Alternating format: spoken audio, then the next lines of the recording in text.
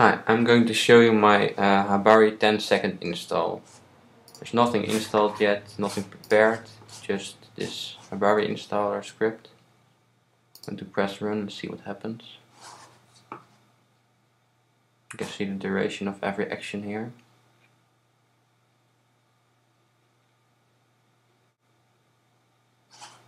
It worked. You can post a comment.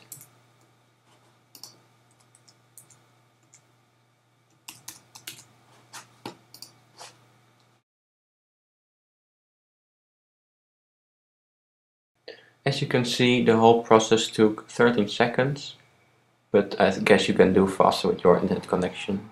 Thank you for watching.